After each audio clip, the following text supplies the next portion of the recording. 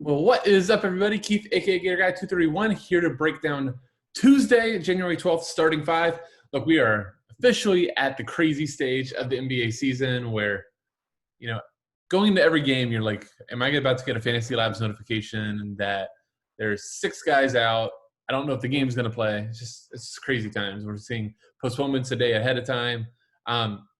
So just the quick reminders, you got to stay on top of the news. So, we're putting these out later and later to try to get you all as close to what, we're really planning to build around as possible. We do this at 9 a.m. and, by 3 o'clock, the preview is completely worthless. So it's about 4:15 as we're shooting this. Everybody that is in my starting five is slated to play. All or should be starters. So let's just jump right into it.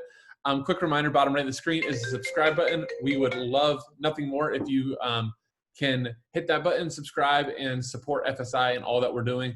There'll be a PGA up later tonight. I know Chris is going to be planning to do NHL all season. We've got NBA every Monday through Friday, soccer, just tons of free content out there for you. So please hit that button to subscribe. All right, let's just start at the top. And, these are not the order I like, guys, but I just want to go from the top to the bottom. So we're going to start with Tyrese Maxey. Yes, Ben Simmons is back.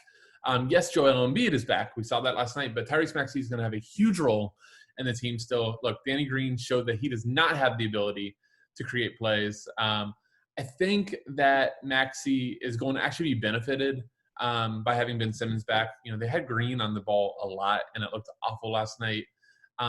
Maxey, is in a lot of ways, I think he's going to kind of fill that Tobias Harris void. That second scorer, because Ben Simmons is never going to be the type that's going to look for a shot. A lot of it's going to go through JoJo and Simmons, but Maxey's going to get a lot of those Tobias Harris looks, which, look, that could be 15, 20 shots still. So at 5,500, I still think he's a little too cheap. We're going to get a shell of the Heat, as obviously we're going to go here with a few of those values. I think one of the other nice things with Maxey is in a lot of ways, he should be blowout proof. I don't necessarily think that they're going to be resting him. I do think he's gotten himself a bigger role in the team when everybody gets healthy. He was already starting to trend that way if you look at the minutes.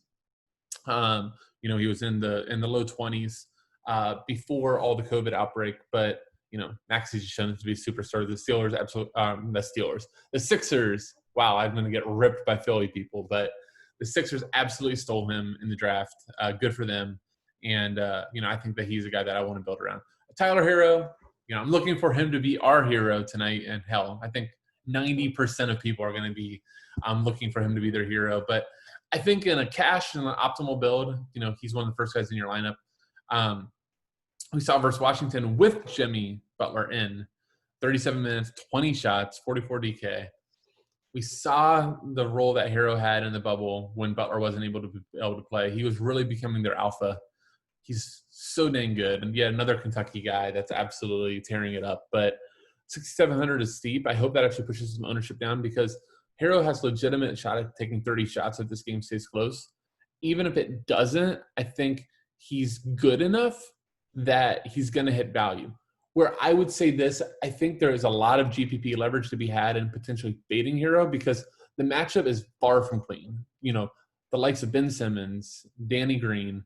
I haven't watched enough Maxey to know if he really can defend, but he's long, so he could annoy Tyler Herro. Like this is not like the most perfect matchup to attack for Herro, but I think it's a good enough one that from a cash and optimal building, he's going to be one of the first guys in your lineup that's somebody to build around. Again, just you want to get off the chalk and you want to differentiate and shoot for the top. Herro might be a good place to do that. And maybe if you think the game blows out, you start playing like these secondary guys, like a Gabe Vincent or Precious Akanwa. Don't know if I said his name right. And then on the Philly side, I'm kind of blanking on some of these guys, but Isaiah Joe, I'm trying to think of the shooting guard's name that started last night. It's crazy time. Max Struess from Miami. Like these type of guys, if you think the game could get out of hand, that could be a really good way to leverage some ownership off. All right. My favorite site is Kevin Durant. Looked amazing in his game back from COVID. I know there was like some people out there that were kind of worried. First game back from COVID, what he's going to look like. I was locked in and thankful for it.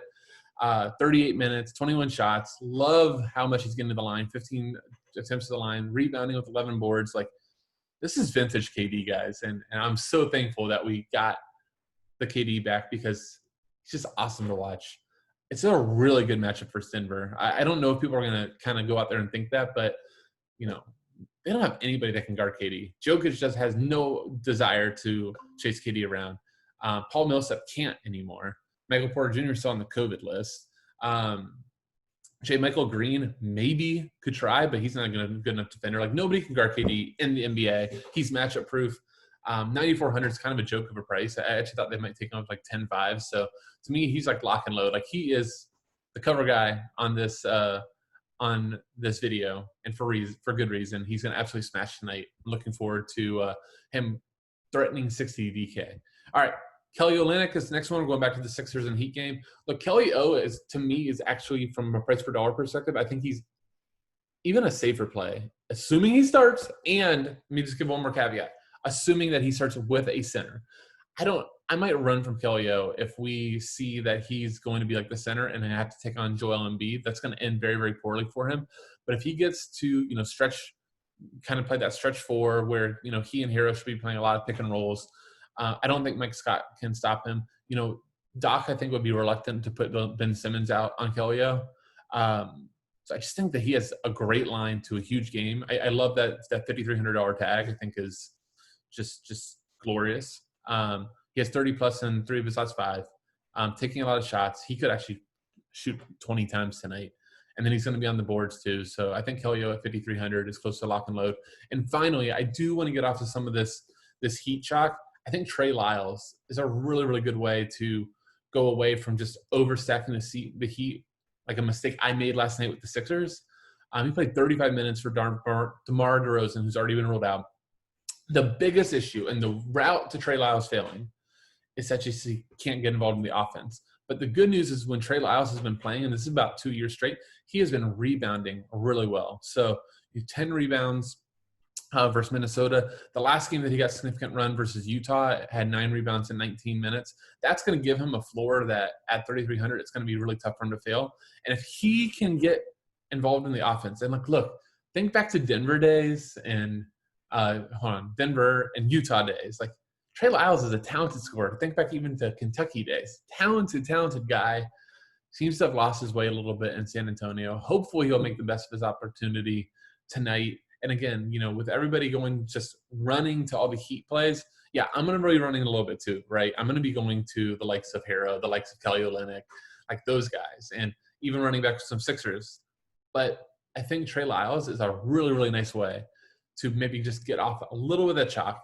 And look, if he can outscore an Iguodala or Precious Akanwa or all these guys that are going to probably get some heavy ownership, you might be in business. So, and I think it's very cash valuable too. I think there's a really good likelihood that more times than not, you get outscored those guys. So hope that you guys agree. Hope you enjoy. Thank you all once again for watching. Once again, Keith, a.k.a. Gator Guy 231. Good luck tonight. And with that, so I'll say, see ya.